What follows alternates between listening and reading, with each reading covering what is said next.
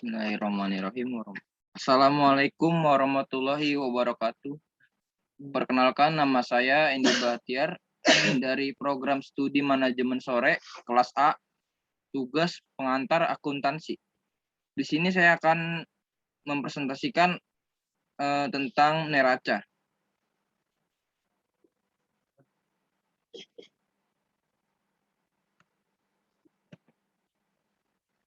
Pengertian laporan neraca.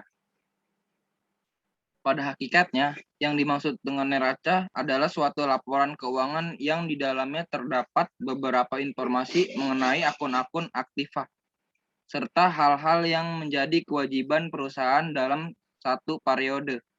Dalam penerapannya, laporan keuangan neraca terdapat dua macam, yaitu bentuk stafel atau vertikal serta bentuk skontro atau horizontal.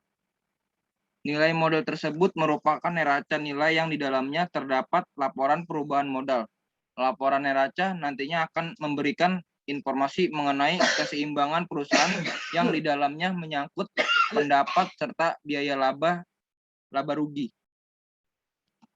Dan jika suatu perusahaan mengalami gagal atau breakdown, maka bisa dipastikan bahwa kegagalan tersebut merupakan kegagalan seluruh sistem manajemen tersebut, tidak hanya perorangan.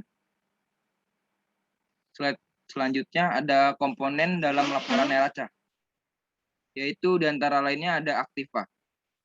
Aktiva atau aset merupakan harta yang dimiliki perusahaan dalam nilai manfaat masa depan, seperti truk, mobil barang, mobil kargo, gedung kantor, dan lain-lain yang bermanfaat untuk perusahaan. Aktiva ini terdiri dari aktiva lancar atau current assets dan aktiva tetap berwujud tangible fixed asset. Yang lainnya ada kewajiban. Kewajiban atau liabilitas terdiri dari utang lancar atau current liabilities dan utang jangka panjang atau long term liabilities yang dimiliki oleh suatu perusahaan. Yang selanjutnya ada modal. Modal atau ekuitas merupakan harga kekayaan perusahaan yang dimiliki oleh pemilik perusahaan. Modal dapat bertambah maupun berkurang di setiap saat. Hal tersebut bergantung kepada pemilik perusahaan atau investor. Yang selanjutnya ada bentuk-bentuk neraca. Yang pertama ada neraca skontro. Neraca bentuk skontro adalah bentuk laporan keuangan yang memisahkan antara aktiva di posisi kanan dan pasiva di posisi kiri. Jika Anda menggunakan ingin membentuk laporan dengan bentuk skontro, maka Anda perlu memisahkan sisi kanan dan sisi kiri. Di sisi kanan, Anda dapat mengisi dengan akun modal dan kewajiban. Sedangkan di sisi kiri, Anda isi dengan akun yang masuk kategori aktiva perusahaan. Yang kedua ada neraca stafel. Laporan neraca bentuk stafel adalah bentuk yang disusun memanjang ke bawah dan saldo diletakkan pada bagian samping di kolom debit atau kredit. Yang slide selanjutnya ada cara penyusunan neraca. Sebelum menyusun dan membaca laporan keuangan, hal pertama yang harus diketahui adalah beberapa poin yang ada di dalamnya. Neraca memiliki beberapa hal yang harus ada, seperti yang pertama ada aset, kas, surat berharga, biaya dibayar di muka, piutang, persediaan, dan aset tetap. Yang kedua ada kewajiban, hutang akun, kewajiban yang masih harus dibayar, pembayaran di muka pelanggan, hutang pajak, hutang jangka pendek, dan hutang jangka panjang. Yang ketiga ada ekuitas pemegang saham. Itu ada saham, tambahan modal, disetor, laba ditahan, dan saham treasury. Beberapa laporan keuangan neraca tersebut memiliki pengertian serta isi yang berbeda-beda. Komponen tersebut didapatkan dari istilah neraca itu sendiri. Slide selanjutnya ada Tentukan tanggal dan periode pelaporan.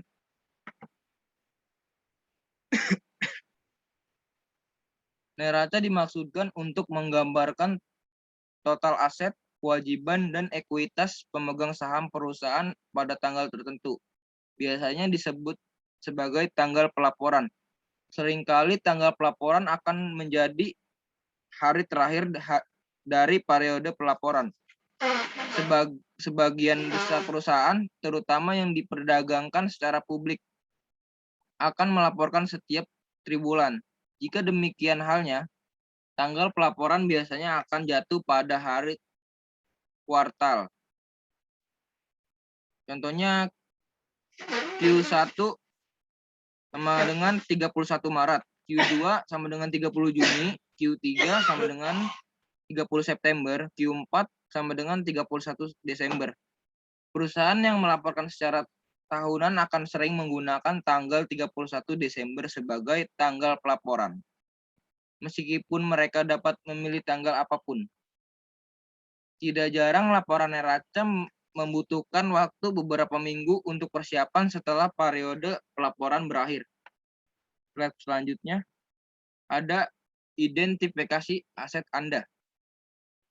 Aset akan sering dibagi menjadi item baris berikut. Contohnya ada aset lancar, yaitu kas dan setara kas, surat berharga jangka pendek, piutang, inventaris, dan aset lancar lainnya.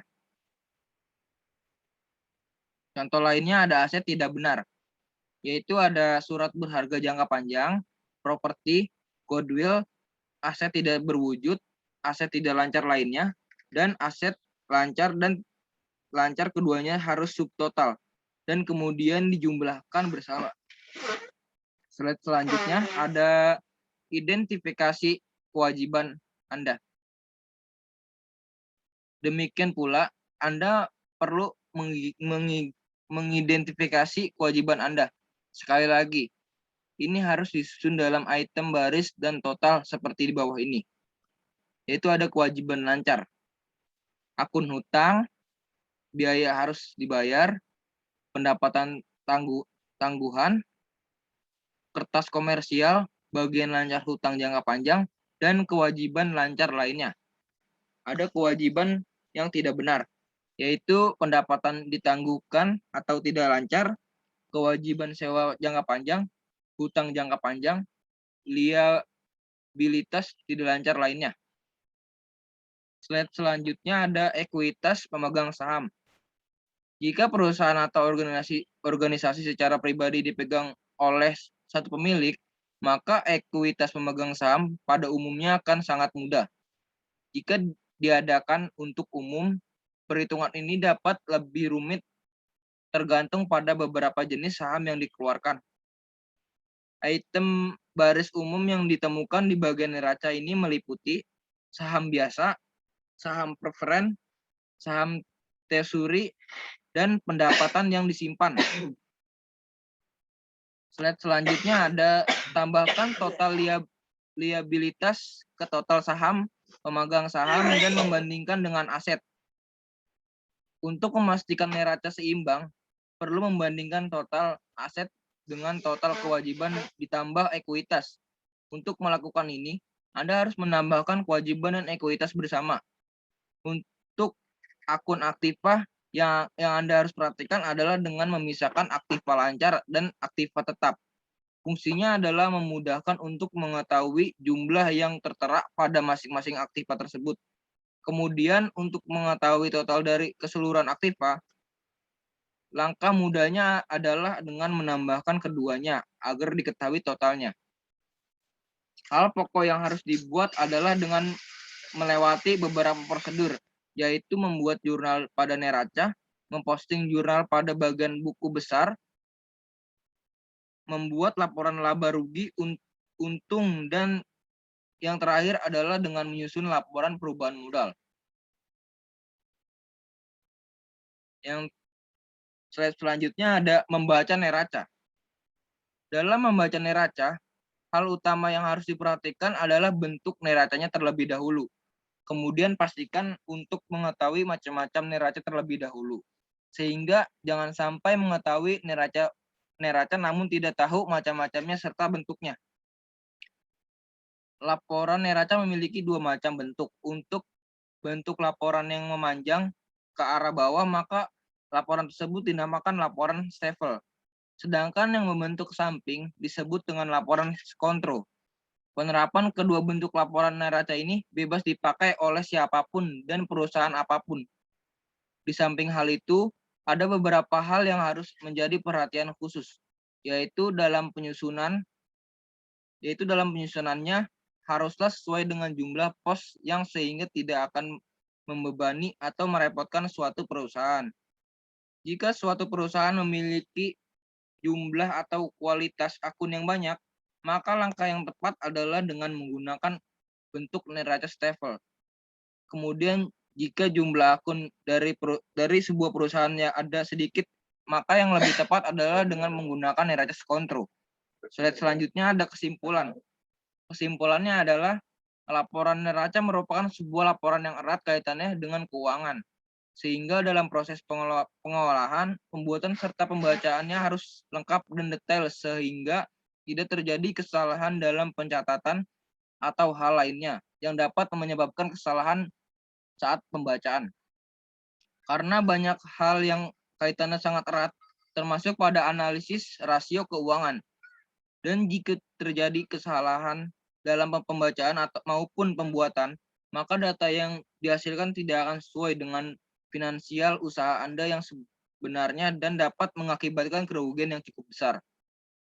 Untuk meminimalisir hal tersebut, ada baiknya Anda menggunakan software akuntansi yang memiliki fitur otomasi pembuatan laporan keuangan dan juga pencatatan untuk meminimalisir kesalahan yang beresiko merugikan usaha Anda. Salah satu software akuntansi yang memiliki fitur terbaik dan sudah terbukti di Indonesia adalah Accurates Online. Sekian, terima kasih atas presentasi dari saya. Bila ada kekurangan kata atau yang kurang tidak menyenangkan untuk Anda, saya ucapkan mohon maaf sebesar-besarnya.